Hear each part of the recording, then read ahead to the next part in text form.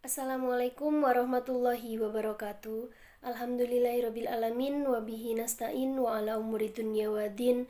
Wassalatu wassalamu ala asrofil anbiya'i wal mursalin sayyidina wa maulana Muhammadin wa ala alihi wa sahbihi ajma'in. Amma ba'du. Yang kami hormati Bapak Hasan Zayadi SSI MSI selaku dosen pengampu mata kuliah etnobiologi. Perkenalkan, di sini saya Indah Dwi Handayani dengan NPM 2200106109 yang akan mempresentasikan mengenai review jurnal etnozoologi. Pada kali ini saya akan mereview jurnal dengan judul Survei Etnozoologi Suku Nomaden dari Wilayah Rawan Kekeringan Sangola, Distrik Sorapur, India. Dari jurnal World Journal of Pharmaceutical Research, volume 3 edisi 9 pada halaman 780 sampai 787 dan tahun terbit 2014 untuk penulisnya sendiri yaitu Campbell FS. Pendahuluan.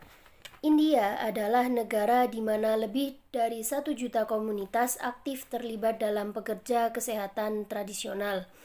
Nah, di India kurang lebih 5.000 komunitas etnis menggunakan 8.000 spesies tumbuhan dan lebih dari 200 hewan dalam mengobati masalah kesehatan. Menurut WHO, sekitar 70% sampai 80% penduduk dunia menggunakan obat tradisional.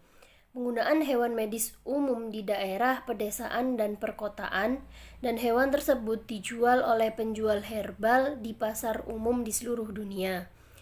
Penggunaan sumber daya lokal terkait erat dengan latar belakang sejarah dan pengetahuan pengobatan dari generasi ke generasi.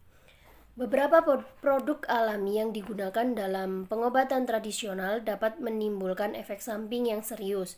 Hal tersebut dinamakan zooterapi, yang merupakan penyembuhan penyakit manusia dengan menggunakan terapi diperoleh dari hewan.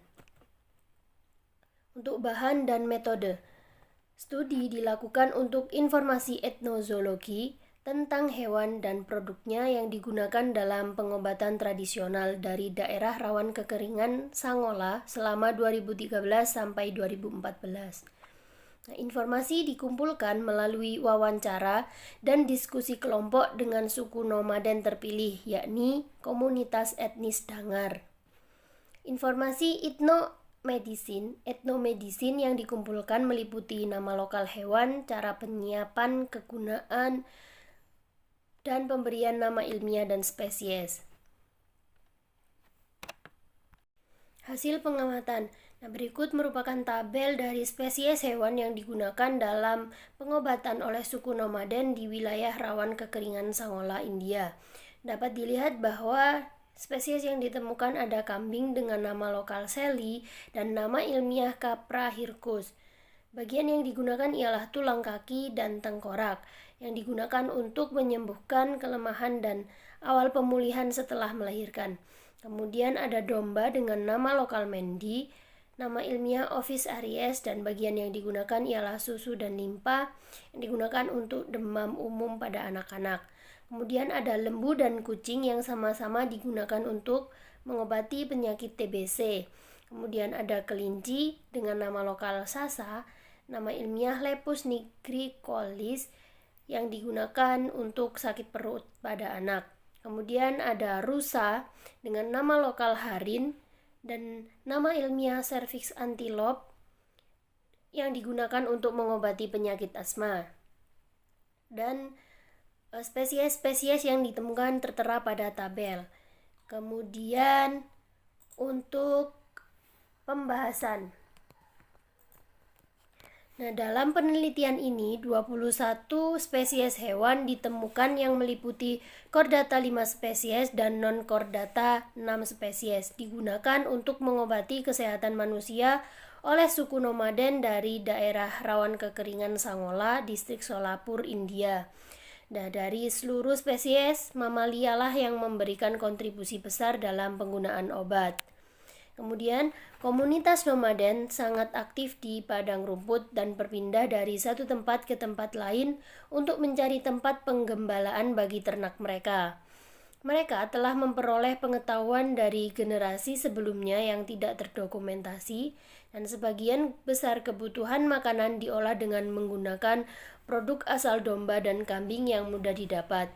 Nah, studi ini juga menunjukkan kekayaan pengetahuan tentang etnozoologi orang-orang ini dalam kaitannya dengan pengobatan tradisional. Kesimpulan, nilai obat hewan yang digunakan untuk tujuan pengobatan di masa lalu dan masih digunakan hingga saat ini adalah bagian dari pengobatan tradisional dan etnis. Pengetahuan ini diperoleh dengan metode coba-coba dan diturunkan dari generasi ke generasi. Pengembara di wilayah studi di padang rumput yang mereka berpindah dari satu daerah ke daerah lain. Jadi, mereka telah memperoleh pengetahuan tradisional tentang penggunaan tanaman obat dan hewan yang tersedia dengan mudah.